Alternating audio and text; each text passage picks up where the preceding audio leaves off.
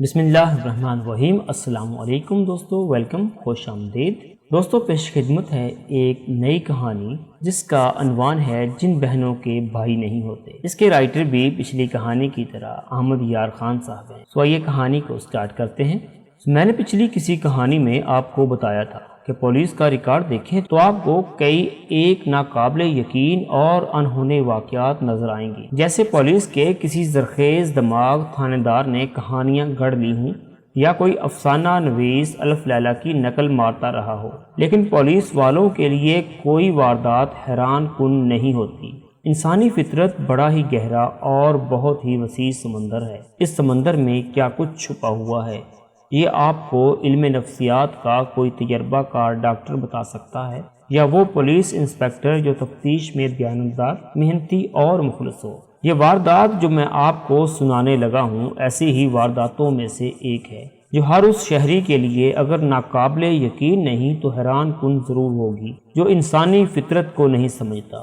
میری کہانیاں پڑھتے وقت یہ خاص طور پر پیش نظر رکھیں کہ میں واردات کے شہروں، قصبوں، دیہات اور کرداروں کے نام نہیں لکھا کرتا۔ کبھی سہولت کے لیے کرداروں کے جو نام لکھتا ہوں وہ صحیح نہیں ہوتے۔ اس احتیاط کی وجہ یہ ہے کہ متعدد متعلقہ خاندان ہجرت کر کے پاکستان میں آ گئے تھے اور یہاں باعزت زندگی بسر کر رہے ہیں۔ میں ان کی توہین کا باعث نہیں بننا چاہتا۔ شہر سے ذرا باہر کھلے علاقے میں ایک سکھ تاجر نے کوٹھی بنوائی جو ابھی غیر آباد تھی۔ اس کے سامنے ابھی ریت، سیمٹ اور مٹی بکھری ہوئی تھی۔ ایک صبح اطلاع ملی کہ اس کوٹھی کے برآمدے میں ایک لاش پڑی ہے۔ میں ضروری عملے کو ساتھ لے کر پہنچا۔ بڑا اچھا اتفاق تھا کہ گشت والا کانسٹیبل کہیں قریب تھا۔ اس نے عقل مندی کی کہ کوٹھی کے دونوں پھاٹک بند کر دیے۔ اگر وہ ایسا نہ کرتا تو تماشائی اندر جا کر کھرے تباہ کر دیتے۔ اس طرح سراغ رسانی میں بہت دشواری پیدا ہو جاتی۔ میں پھاٹک میں داخل ہوا تو ریت، سیمٹ اور مٹی پر کھرے واضح تھے۔ کھوجی بلوایا اور خود ان کھروں سے بچتا اندر گیا۔ لاش دروازے میں پڑی تھی، سر سے کلہوں تک برآمدے میں اور ٹانگیں کمرے میں۔ خون بہہ کر برآمدے سے بھی باہر چلا گیا تھا۔ یہ 35 سال کے لگ بھگ عمر کا ایک مسلمان تھا، خاصا خوبرو آدمی تھا۔ کمرے میں لاش کے پاؤں کے قریب ایک چھری پڑی تھی جو قصاب استعمال کرتے ہیں اور گھروں میں بھی استعمال ہوتی ہے۔ اس چھری کے 2 زخم لاش کے پیٹ میں تھے اور ایک سینے میں۔ لاش کے دائیں ہاتھ کی ہتھیلی پر چھری کا گہرا کٹ تھا جو ظاہر کرتا تھا کہ مقتول کے پیٹ میں چھری گئی تو اس نے چھری پکڑی۔ قاتل نے چھری کھینچی تو مقتول کا ہاتھ کٹ گیا۔ کھوجی کے آنے تک میں نے کھروں کی طرف توجہ نہ دی، جائے واردات کو غور سے دیکھنے لگا، شاید سراغ رسانی میں مدد کرنے والی کوئی چیز مل جائے۔ کمرے میں فرش پر کانچ کی 2 چوڑیوں کے ٹکڑے ملے۔ جس دروازے میں لاش پڑی تھی اس کے ایک کواڑ کے پچھلی جانب ایک کیل گاڑی گئی تھی۔ وہ کوئی 2-3 سوتر سامنے سے باہر نکلی ہوئی تھی۔ اس کے ساتھ باریک سے کپڑے کا ذرا جتنا ٹکڑا اٹکا ہوا تھا، بمشکل نصف انچ ہوگا۔ میں نے یہ ٹکڑا کیل سے اتارا اور غور سے دیکھا۔ یہ کسی عورت کے دوپٹے کا تھا جو صاف ظاہر کرتا تھا کہ کوئی عورت اندر سے نکلی تو اس کا دوپٹہ جو ململ اور ریشم سے زیادہ باریک تھا اس کیل میں پھنس گیا۔ عورت نے جلدی سے کھینچا اور یہ ٹکڑا یہیں رہ گیا۔ چوڑیوں کے ٹکڑے اور دوپٹے کے اس چھوٹے سے ٹکڑے نے یہ وضاحت کر دی کہ مقتول کے ساتھ ایک عورت تھی۔ 2 ہی باتیں ہو سکتی تھیں، ایک یہ کہ مقتول اس غیر آباد کوٹھی میں اس عورت کو زبردستی بے آبرو کرنے کے لیے لایا تھا اور عورت کے لواحقین بر وقت پہنچ گئے، یا مقتول کے ساتھ کوئی اور آدمی تھا جس کا مقتول کے ساتھ اس عورت پر جھگڑا ہو گیا۔ جنسی جرائم کے مجرم درندے ہوا کرتے ہیں۔ ایسے مجرموں کے درمیان ایک عورت آ جائے تو ان کی حالت کتوں جیسی ہو جاتی ہے۔ مجھے شک ہوا کہ یہ واردات اسی نوعیت کی ہے۔ کھوجی بہت دیر سے آیا۔ میں نے اس دوران لاش کی برآمدگی اور اسے اپنے قبضے میں کرنے اور پوسٹ مارٹم کے لیے بھیجنے کی کاغذی کارروائی مکمل کر لی۔ جن 2 آدمیوں کے میں نے بطور گواہ دستخط لیے ان میں سے ایک نے مقتول کو پہچان لیا۔ مقتول دکاندار تھا۔ اس کی چوڑیوں، سرخی پاؤڈر، لپسٹک وغیرہ اور عورتوں کے بناؤ سنگار اور دیگر زنانہ ضروریات کی دکان تھی۔ شکل و صورت سے وہ معمولی قسم کا दुकानदार मालूम नहीं होता था, उसके घर का पता भी मिल गया। इतने में खोजी आ गया। वो कमो बीस 60 साल की उम्र का आदमी था, अपने फन में जादूगर लगता था। बाज़ औक़ात ऐसे मालूम होता था जैसे उसने बचपन में जो खुरे अपने बाप के साथ देखे थे वो अभी तक उसे याद हैं। उसने कोठी के दोनों फाटकों से बारी बारी कोठी के बरामदे तक जमीन देखी, फिर मकतूल की जूती का तलवा देखा और हर एक खुरा मुझे दिखाकर, जिनमें से बाज नजर भी नहीं आते थे, तशरीह की कि मकतूल उस फाटक से अंदर गया, औरत उसके बाद या उसके पीछे पीछे उसी फाटक से अंदर गई। ये देखिए, खुरे पर खुरा चढ़ा हुआ है। मकतूल बाहर नहीं निकल सका, कमरे में कत्ल हुआ और दरवाजे में गिरा। फिर दो आदमी दूसरे फाटक में से अंदर गए। औरत बरामदे में थी या कमरे में। फिर ये औरत इन दो आदमियों के साथ चली गई। खोजी ने वापसी के खुरे मुझे दिखाकर कहा, ये दो आदमी बरामदे की तरफ मुंह करके खड़े थे। ये देखिए, औरत बरामदे से कच्चे पर आई है। अब एक आदमी उसके दाएं है और दूसरा बाएं। औरत अपनी मर्जी से जा रही है, उसे कोई घसीट नहीं रहा, कोई ज्यादती नहीं हो रही। मेरा तजर्बा कहता है कि ये औरत दाने के तौर पर इस्तेमाल की गई है। ये दो आदमी मकतूल को कत्ल करना चाहते थे।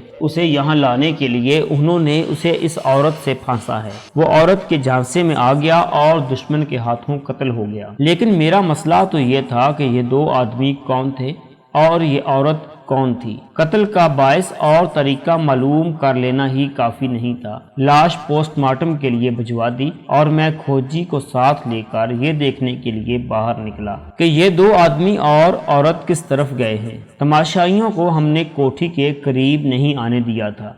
इर्द गिर्द का इलाका कच्चा था। कोठी के करीब से एक सड़क गुजरती थी जो शहर में जाती थी। कच्चा इलाका खुरा उठाने के लिए बहुत अच्छा था। पहले तो खोजी सड़क के साथ साथ शहर की तरफ जमीन देखता गया, मगर थोड़ी दूर से वापस आ गया। उस जमाने में ट्रैफिक का ये हाल नहीं था। लोगों के पास इतनी ज्यादा कारें, बसें और स्कूटर वगैरह नहीं थे। कोठी के फाटक पर आकर उसने खुरों के रुख देखे तो गैर आबाद इलाके की तरफ चल पड़ा। 150 गज आगे जाकर सड़क एक तरफ मुड़ जाती थी। वहां से उसने मुझे आवाज दी। मैं गया तो उसने कहा, आपकी तफ्तीश शहर से निकल गई है। उसने जमीन पर छड़ी का सिरा रख कर कहा, ये जा रहे हैं आपके मुलजिम। मैंने उसकी हाँ में हाँ तो मिला दी, लेकिन सच्ची बात यह है कि मुझे जमीन पर कुछ नजर नहीं आया। वो मुझे आगे ले गया। ये इलाका वीरान और बंजर था। कच्ची मिट्टी, कहीं पत्थर की तरह सख्त, कांटों वाली झाड़ियां, दरख्त वगैरह। जेरे काश्त खेत दूर आगे से शुरू होते थे। हम कोई 20 कदम आगे गए तो खोजी एक जगह रुक कर झुक गया। कहने लगा, औरत अपनी मर्जी से नहीं जा रही, जरा गौर से देखें, वो यहाँ रुक गई है। आदमी उसे खींच रहे हैं। ये खुरे उसकी मर्जी के नहीं। मैंने देखा खुरे गुडमुड से थे, जनाना पाँव बेकायदा थे। खोजी आगे चलता गया और बार बार कहता रहा, मलिक साहब, मामला गड़बड़ है, औरत की मर्जी कुछ और है। यहाँ मैं आपको ये बता दूं कि मुलज़िमों के खुरे बाज़ औक़ात वारदात की कहानी बयान कर दिया करते हैं, लेकिन ये कहानी सुनाने के लिए माहिर खोजी की ज़रूरत हो। मैं आपको तफसीलात नहीं सुना सकता क्योंकि ये बहुत लंबी हैं, आप बोर हो जाएंगे।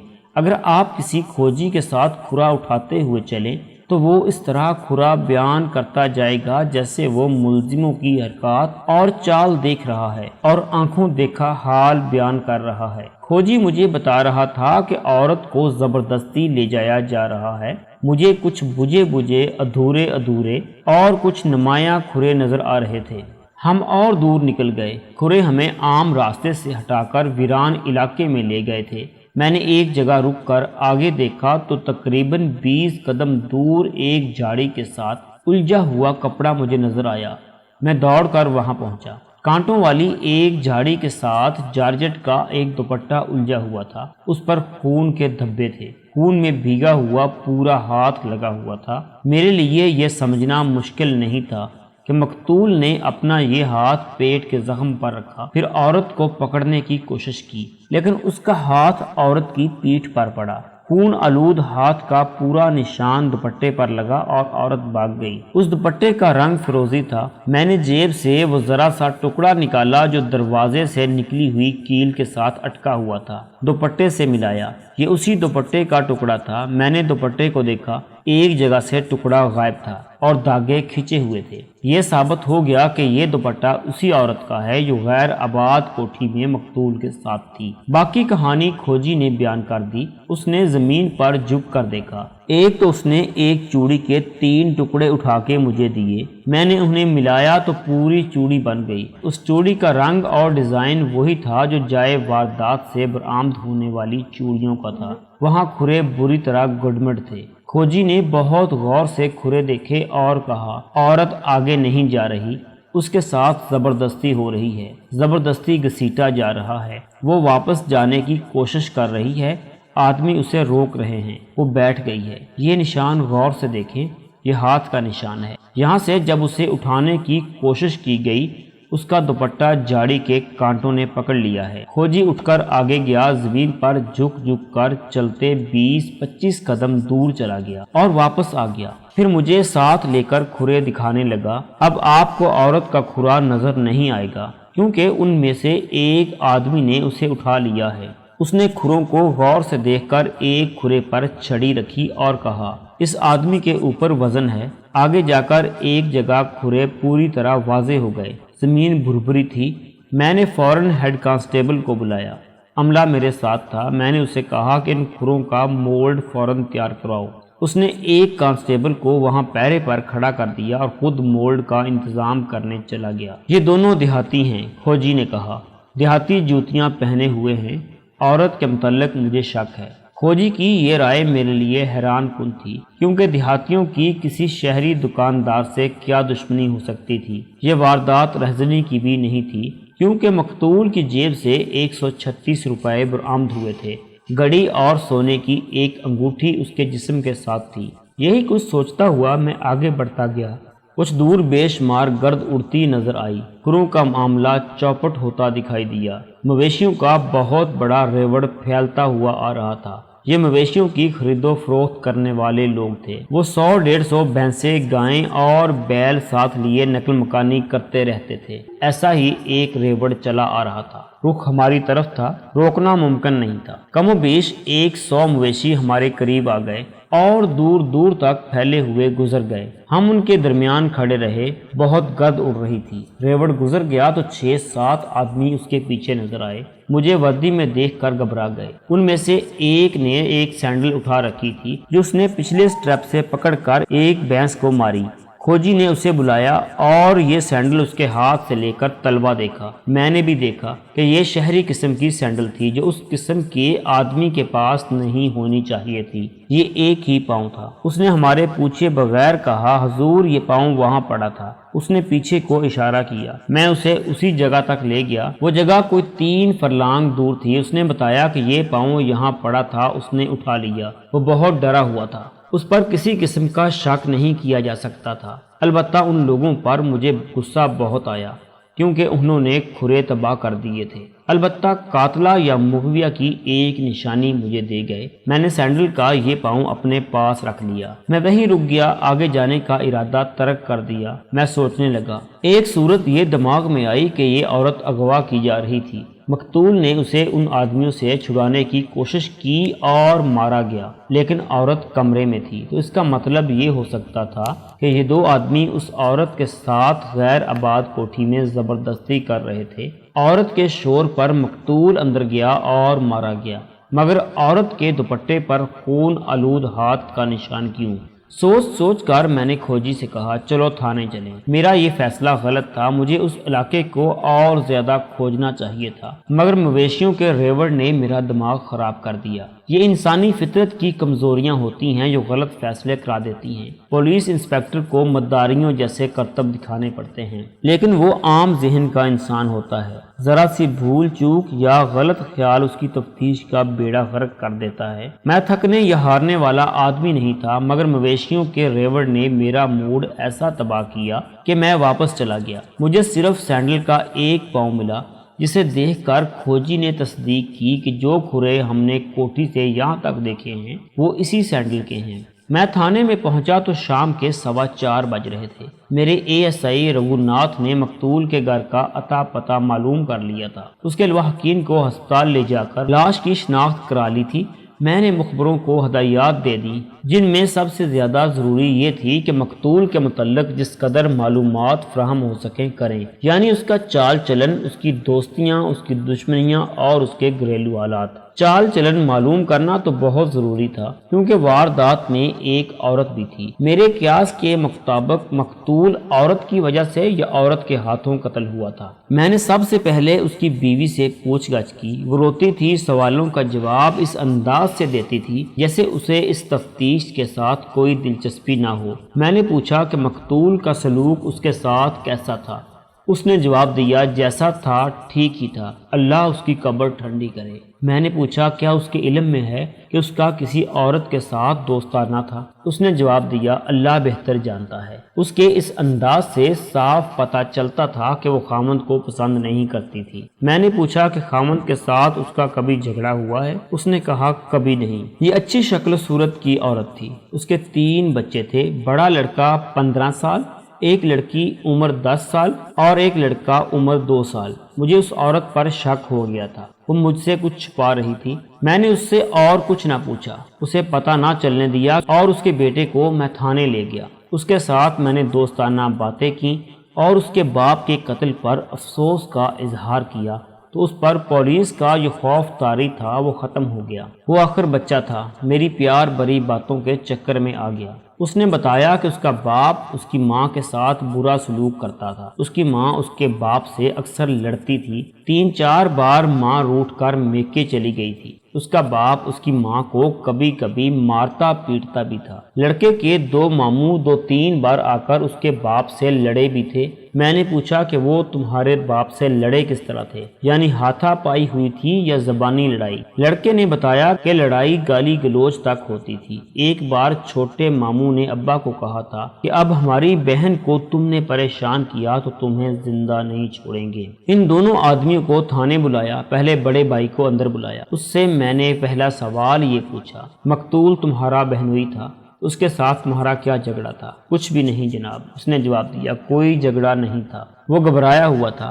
میں نے اس سے اور کچھ بھی نہیں پوچھا، اسے باہر بھیج کر چھوٹے کو اندر بلایا۔ میں نے سوچا تھا کہ اگر چھوٹے بھائی نے بھی کہا کہ بہنوئی کے ساتھ ان کا کوئی جھگڑا نہیں تھا تو میں دونوں کو تھانے میں پابند کر لوں گا، مگر چھوٹے بھائی کا رویہ مختلف تھا۔ وہ 18-19 سال کا نوجوان تھا، خون میں جوش تھا۔ میں نے اس سے پوچھا، مقتول کے ساتھ تمہارا کیا جھگڑا تھا؟ اس نے جوشیلے لہجے میں جواب دیا، وہ عورتوں کا شکاری تھا، مجھے خوشی ہے کہ وہ مارا گیا ہے، اگر وہ قتل نہ ہوتا تو میں خود اسے قتل کر دیتا۔ اس کی زنانہ سامان کی دکان ہے، طرح طرح کی عورتیں اس کے پاس جاتی تھیں، یہیں سے وہ عورتوں کا شکاری بنا، ہماری بہن کو گھر سے نکالنا چاہتا تھا۔ تمہارا بڑا بھائی کیوں کہتا ہے کہ مقتول کے ساتھ تمہارا کوئی جھگڑا نہیں تھا؟ میں نے پوچھا۔ وہ سیدھا سادہ شریف آدمی ہے، اس نے جواب دیا، پولیس سے ڈرتا ہے۔ مجھے بھی کہتا تھا کہ تھانے میں یہ نہ بتانا کہ ہمارا مقتول کے ساتھ کوئی جھگڑا تھا، ورنہ قتل میں پکڑے جائیں گے۔ میں نہیں مانا۔ میں نے کہا کہ پولیس کو معلوم ہونا چاہیے کہ مرنے والا کس کماش کا آدمی تھا، اس نے ضرور کسی کی بہو بیٹی کی عزت پر ہاتھ ڈالا ہوگا اور مارا گیا۔ کوئی ایک عورت بتا سکتے ہو جس کے ساتھ اس کے تعلقات تھے؟ میں نے پوچھا۔ اس نے بہت سوچا، پھر کہنے لگا، اس کا زیادہ دوستانہ ہندوؤں کی عورتوں کے ساتھ تھا۔ ایک بار 2 سکھوں نے اسے دکان میں پیٹ بھی ڈالا تھا، وہ دیہاتی تھے، ان کے ساتھ ایک عورت بھی تھی۔ عورت اس کی دکان میں گئی اور دونوں سکھ باہر کھڑے رہے۔ مقتول نے نہ جانے اس عورت سے کیا کہا کہ عورت نے اسے گالیاں دینی شروع کر دی۔ سکھوں نے اندر جا کر اسے خوب پیٹا۔ کب کا واقعہ ہے؟ 2 مہینے گزر گئے ہیں۔ میں نے ASI سے کہا کہ وہ مقتول کی دکان کے ساتھ والے دکانداروں سے معلوم کرے کہ جن سکھوں نے مقتول کو پیٹا تھا انہیں کوئی جانتا پہچانتا ہے اور کیا ان کی نشاندہی ممکن ہے۔ میرے دماغ میں تفتیش کی یہ لائن آ گئی تھی کہ مقتول عورتوں کا شکاری تھا۔ اس کی تصدیق میرے 2 مخبروں نے شام سے پہلے کر دی تھی، انہوں نے بھی شکاری کا لفظ ہی استعمال کیا تھا۔ 2-3 دکانداروں نے انہیں بتایا تھا کہ عورت ذبائش اور نمائش کے سامان کی اتنی شدائی ہوتی ہے کہ کوئی نہ کوئی عورت قیمتی اور دلکش چوڑیاں مفت حاصل کرنے کے لیے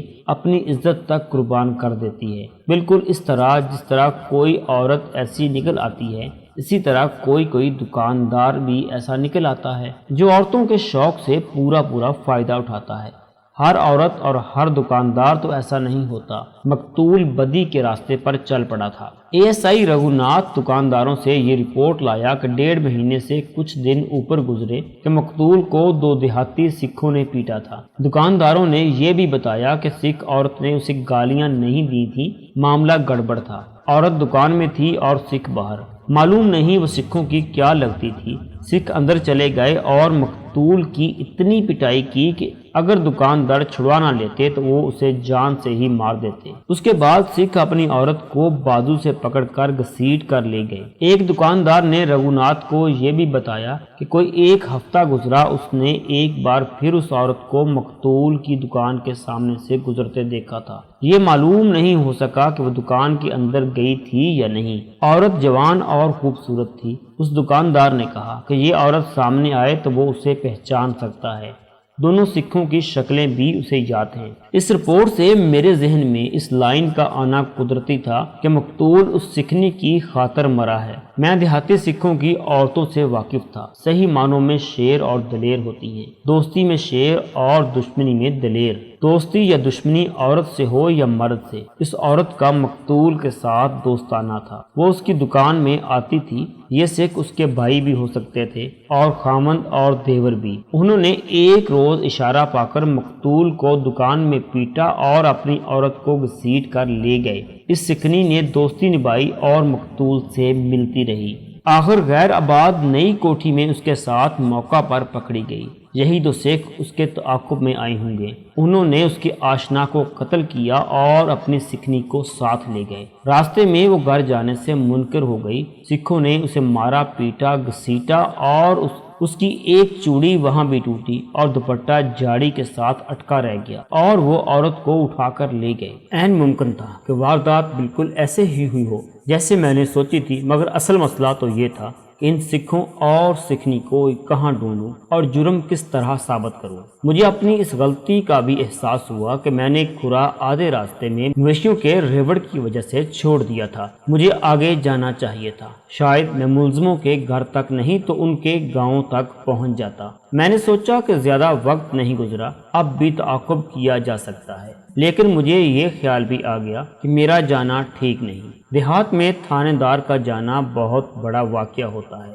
آج کل کے تھانے داروں نے تو رشوت کے لالچ میں اپنی قدر و قیمت اور وہ روب بھی نہیں رہنے دیا جو ہمارے وقتوں میں تھا۔ رشوت اس وقت بھی چلتی تھی، فرق یہ تھا کہ کوئی تھانے دار منہ کھول کر رشوت مانگتا نہیں تھا۔ دینے والے تھانے دار کے پاؤں میں رقم رکھ جاتے تھے۔ تھانے دار اس انداز سے رشوت قبول کرتے تھے جیسے انہوں نے دینے والے پر بہت بڑا احسان کیا ہو۔ میں نے یہ سوچ کر دیہاتی علاقے میں نہ جانے کا فیصلہ کر لیا کہ ملزم چوکنے ہو جائیں گے اور اپنے بچاؤ کی صورت پیدا کر لیں گے۔ میں نے یہ کام دیہاتی مخبروں، نمبرداروں اور چوکیداروں کے سپرد کرنے کا انتظام کر دیا۔ میں نے پولیس کے باقاعدہ اور ماہر مخبروں کو مندرجہ ذیل ہدایات دی۔ ایسی سکھنی کی نشاندہی کریں جو جوان ہے، خوبصورت ہے، قمیض یا شلوار یا دونوں فیروزی رنگ کے ہیں اور دوپٹہ کسی اور رنگ کا۔ فیروزی رنگ کا دوپٹہ میرے قبضے میں تھا۔ چوڑیاں پیازی رنگ کی۔ میں نے انہیں چوڑیوں کے ٹکڑے دکھائے۔ انہیں سینڈل کا ایک پاؤں دکھا کر کہا کہ اس کا دوسرا پاؤں ڈھونڈیں۔ ہو سکتا ہے کسی گاؤں کے باہر کوڑے کرکٹ کے ڈھیر میں پھینک دیا گیا ہو۔ کسی گھر میں کسی سکھنی کو بھائیوں نے یا خامد نے مارا پیٹا ہوگا۔ کسی گاؤں میں کوئی سکھنی قتل ہوئی ہوگی اور قتل قدرتی موت کہہ کر چھپا لیا گیا ہوگا۔ میں نے ایسی ہی کچھ اور ہدایات دی، مگر میں نے کسی معجزے کی توقع نہ رکھی۔ بے شک پولیس کے مخبر اپنے کام میں ماہر تھے، پھر بھی مجھے احساس تھا کہ میں نے انہیں جو کام سونپا ہے وہ 3 دنوں میں میری مرضی کے مطابق نہیں ہو سکے گا۔ مجھے یقین ہو گیا تھا کہ قاتل یہی 2 سکھ ہیں اور کوٹھی میں مقتول کے ساتھ یہی سکھنی تھی۔ پوسٹ مارٹم رپورٹ میں لکھا تھا کہ چھری کا ایک زخم جگر میں چلا گیا ہے، دوسرا سینے میں جس سے پھیپھڑا کٹ گیا، اور تیسرا ناف سے 2 انچ دائیں اور 3 انچ نیچے اس سے انتڑیاں کٹی ہیں اور ایک کٹ ہتھیلی پر ہے۔ ڈاکٹر کی رائے کے مطابق موت رات کے 9 اور 10 بجے کے درمیان واقع ہوئی ہے۔ اگلے روز میں شہر میں پھیلائے ہوئے مخبروں کی رپورٹیں سن کر ان کے مطابق تفتیش کے تانے بانے بن رہا تھا۔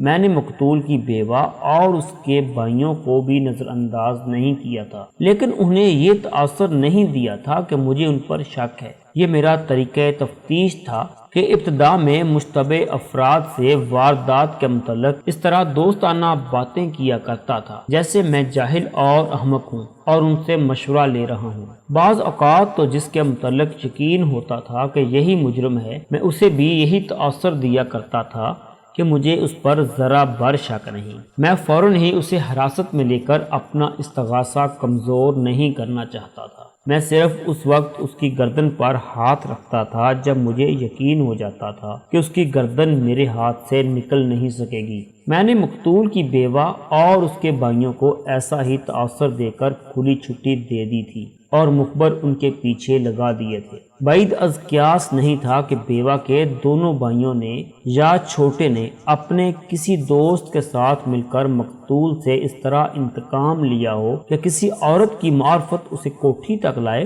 اور اسے قتل کر کے عورت کو ساتھ لے گئے۔ میں انہی بھول بھلیوں میں گم تھا کہ ایک معزز مسلمان میرے کمرے میں داخل ہوا۔ وہ عمر، لباس، شکل و صورت اور ڈیل ڈول سے معزز لگتا تھا۔ میں نے اسے بیٹھنے کو کہا تو اس کی آنکھوں میں آنسو آ گئے۔ کہنے لگا، بات کرتے شرم آتی ہے، اگر آپ مسلمان نہ ہوتے تو میں تو تھانے میں کبھی نہ آتا۔ میری جوان بیٹی لاپتہ ہے۔ اتنی سی بات سنتے ہی میرا دھیان اس عورت کی طرف گیا جو مقتول کے ساتھ غیر آباد کوٹھی میں گئی تھی، لیکن میں نے جب اس شخص سے بے شمار سوال پوچھے تو مجھے مسلمان کی حیثیت سے خوشی ہوئی کہ اس لڑکی کا اس واردات کے ساتھ کوئی تعلق نہیں، مگر پولیس انسپکٹر کی حیثیت سے مجھے مایوسی ہوئی۔ اس باپ نے میرے سوالوں کا جواب دیتے ہوئے بتایا کہ لڑکی کے چال چلن پر اسے کوئی شبہ نہیں، وہ کنواری ہے، کسی کے ساتھ اس کی راہ و رسم نہیں، گھر میں پردے کی پابندی ہے، گھر میں ایسی کوئی بات نہیں ہوئی کہ وہ ناراض ہو کر کہیں چلی گئی ہو۔ اسے لاپتہ ہوئے 2 دن ہو گئے ہیں، شام کے بعد کسی کو بتائے بغیر گھر سے نکلی تھی۔ باپ نے کہا، اگر مجھے یا لڑکی کی ماں کو ذرا سا بھی شبہ ہوتا کہ لڑکی نے کسی کے ساتھ کوئی اچھا یا برا تعلق قائم کر رکھا ہے تو میں تھانے میں کبھی رپورٹ نہ کرتا، یہی سمجھتا کہ کم وقت مر گئی ہے۔ لڑکی کی طبیعت اور عادات کے متعلق باپ نے بتایا کہ طبیعت شگفتہ ہے، مگر غصے میں آ جائے تو پاگل ہو جاتی ہے اور گھر والوں کو بھی پاگل کر دیتی ہے۔ اس کا غصہ بلا وجہ نہیں ہوتا، گھر میں پوری دلچسپی لیتی ہے، ماں باپ کا احترام کرتی ہے، مگر غلطی ماں کرے یا باپ وہ کسی کو بخشتی نہیں۔ میرے کچھ اور سوالوں کا جواب دیتے ہوئے باپ نے بتایا کہ لڑکی کو بناؤ سنگار کی عادت نہیں، ان کی کسی کے ساتھ دشمنی بھی نہیں۔ یہ تو باپ کی رائے تھی، پولیس کی رائے والدین کی رائے سے بہت مختلف ہوا کرتی ہے۔ میرے ذہن پر قتل کی واردات سوار تھی۔ میں نے رپورٹ درج کر کے اپنے ASI رگھوناتھ کو بلایا اور یہ کیس اس کے حوالے کر دیا۔ میں نے لڑکی کے باپ کو باہر بھیج کر رگھوناتھ سے کہا، تم اناڑی نہیں ہو رگھوناتھ، میں تم سے صرف یہ سوال پوچھوں گا کہ مجھے اچھی طرح جانتے ہو نا؟ وہ میری طرف دیکھ کر مسکرایا، لیکن مجھے دیکھ کر اس کی مسکراہٹ غائب ہو گئی۔ برخوردانہ لہجے میں بولا، ہاں ملک صاحب، میں آپ کو بہت اچھی طرح جانتا ہوں، آپ کوئی فکر نہ کریں۔ وہ سمجھ گیا تھا کہ میں کیا کہنا چاہتا ہوں۔ میں مسلمان پروری کی وجہ سے غیر مسلموں میں بدنام تھا۔ جب کوئی مسلمان پولیس کی پیٹ میں آ جاتا تھا تو مجھے بہت دکھ ہوتا تھا۔ میری پوری کوشش ہوتی تھی کہ اس کی عزت کا تحفظ کروں۔ مسلمانوں کے آپس کے لڑائی جھگڑے کی میں رپورٹ رجسٹر نہیں کیا کرتا تھا، ان کا راضی نامہ کرا کے رات چوری چھپے ان کے گھروں میں جا کر انہیں لعن طعن کیا کرتا تھا۔ اب یہ کیس ایک مسلمان گھرانے کا آ گیا جو بہت ہی نازک تھا، تو میں نے ضروری سمجھا کہ رگھوناتھ کو خبردار کر دوں کہ اس کیس میں وہ کوئی ہیرا پھیری نہ کرے اور رشوت کا خیال دل سے نکال دے اور لڑکی برآمد کر کے دم لے۔ اس وارننگ کے بعد میں نے اسے دیگر ہدایات دیں اور بتایا کہ یہ ضروری نہیں کہ باپ کی رائے کے مطابق لڑکی کے کسی آدمی کے ساتھ مراسم نہ ہوں۔ اکثر یوں ہوتا ہے کہ والدین جسے اغوا کہتے ہیں وہ اغوا نہیں ہوتا، لڑکی اپنی مرضی سے جاتی ہے، اسے کوئی سوتے وقت اٹھا کر نہیں لے گیا۔ یہ شہر ہے، جنگل نہیں کہ ادھر ادھر ہوئی اور غائب ہو گئی۔ باپ نے کہا تھا کہ گھر میں پردے کی پابندی ہے، لیکن میرے سوال کے جواب میں اس نے کہا تھا کہ اس کا برقع گھر میں رکھا ہے۔ مجھے کچھ شک پیدا ہوا۔ میں نے رگھوناتھ سے کہا، یہ علاقہ بیگی کا معلوم ہوتا ہے، بیگی کو پکڑو، وہ تمہاری مدد کرے گی۔ آپ کی دلچسپی کی خاطر آپ کو بیگی کے متعلق تفصیل سے بتا دوں کہ یہ کیا چیز تھی۔ بیگی ایک ادھیڑ عمر عورت تھی جو آسمان سے تارے توڑ لاتی تھی۔ میں نے پہلے بھی کسی کہانی میں ایسی ایک عورت کا ذکر کیا ہے۔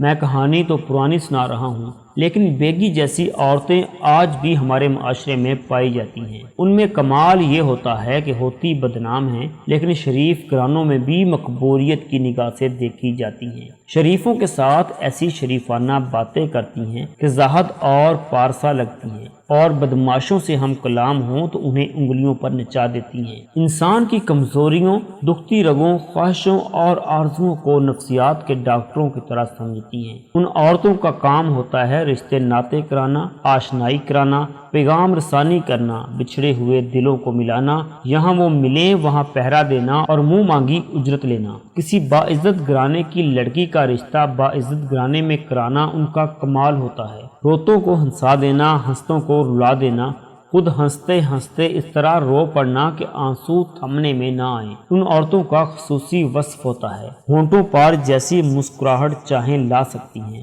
40 سال کی عمر میں وہ ہونٹوں پر ایسی مسکراہٹ اور آنکھوں میں ایسا تاثر پیدا کر سکتی ہیں کہ 20-22 سال کا نوجوان اپنی ہم عمر لڑکی کو چھوڑ کر ان کے قدموں میں جا گرے۔ ایسی عورت گھر گھر کی خبر رکھتی ہیں، شہر کی زیادہ سے زیادہ عورتوں کو جانتی ہیں، اور ہر ایک لڑکی اور عورت کے اندر باہر کے حالات بتا سکتی ہیں۔ یہ کام ان کے فطری تقاضوں کے عین مطابق ہوتا ہے۔ اس سے انہیں نفسیاتی خلفشات سے ذرا نجات مل جاتی ہے، اور انہی اوصاف سے وہ پیسہ کماتی ہیں۔ ایسی عورتیں دیہات میں بھی پائی جاتی ہیں، شہروں اور قصبوں میں بھی۔ انہیں کوئی باقاعدہ ٹریننگ نہیں دی جاتی۔ ایک خاص قسم کا پس منظر اور خاص قسم کے حالات ہوتے ہیں جو اس قسم کی عورتوں کو جنم دیتے ہیں۔ بیگی ایسی ہی عورت تھی۔ میں نے جب اس تھانے کا چارج لیا تو مخبروں کی فوج کے ساتھ بیگی کا بھی مجھے چارج دیا گیا تھا۔ اس وقت اس کی عمر 38 سال تھی، اور پولیس کے لیے مخبری کرتے اسے 3.5 سال ہو گئے تھے۔ خوب روح عورت تھی۔ اس عمر میں بھی اس میں ایسی کشش تھی اور طبیعت میں ایسی شگفتگی کہ بدماشوں اور پارساؤں کو برابر متاثر کر لیتی تھی۔ ان عورتوں کا گھناؤنا کردار یہ ہوتا ہے کہ شریف گھرانے کی لڑکیوں کو بھی ورگلا کر ان کی آشنائی کسی سے کرا دیتی ہیں۔ بیگی کی اپنی جوانی کچھ ایسی ہی گزری تھی کہ اسے اپنی تسکین کا سامان کرنا پڑا۔ اس کی شادی ایسے لڑکے سے کر دی گئی تھی جو دماغی لحاظ سے مفلوج تھا، امیروں کا لڑکا تھا۔ بیگی کو انہوں نے منہ مانگے دام دے کر اپنے پاگل لڑکے کے ساتھ بیاہ دیا تھا۔ بیگی زندہ دل لڑکی تھی، اس نے دل کو مردہ نہ ہونے دیا، نت نئی دوستیوں کی عادی ہو گئی۔ شادی کے 8ویں سال اس کا پگلا دلہا رات منڈیر سے صحن میں گرا اور مر گیا۔ لوگ یہ بھی کہتے تھے کہ اسے بیگی نے گرایا تھا، واللہ عالم۔ اس وقت اس کا نام بیگی نہیں فرزانہ تھا۔ شادی کے بعد فرزانہ بیگ کہلانے لگی، پھر لوگ اسے بیگی کہنے لگے۔ میں نے جب اسے دیکھا تو وہ اپنا نام شاید بھول گئی۔ اس نے نام بیگی بتایا تھا۔ وہ میرے تھانے کے علاقے کی ایک مجرم تھی، جو مجھے اس لیے اچھی نہ لگی کہ مجرم تھی، اور یہ افسوس بھی ہوا کہ وہ مسلمان تھی۔ لیکن پولیس کو 2-4 ایسے مجرم پالنے پڑتے ہیں جو مجرموں کی نشاندہی کر دیتے ہیں۔ میرے لیے بیگی کا مجرم وجود لازمی تھا۔ اس نے میری بہت مدد کی۔ اب اس شریف آدمی کی بیٹی لاپتہ ہو گئی تو میں نے رگھوناتھ سے کہا کہ وہ بیگی سے پوچھے کہ اس لڑکی کا کسی کے ساتھ یارانہ تھا یا نہیں، اور یہ لڑکی کیسی ہے۔ پوری ہدایات کے ساتھ یہ کیس رگھوناتھ کو سونپ کر میں قتل کے کیس میں الجھ گیا۔ مقتول کی بیوہ سے پوچھ گچھ کی اور اس سے پوچھا کہ اس نے یہ کیوں کہا تھا کہ اس کا خاوند کے ساتھ کوئی جھگڑا نہیں تھا۔ اس نے جواب دیا، وہ میرے بچوں کا باپ تھا،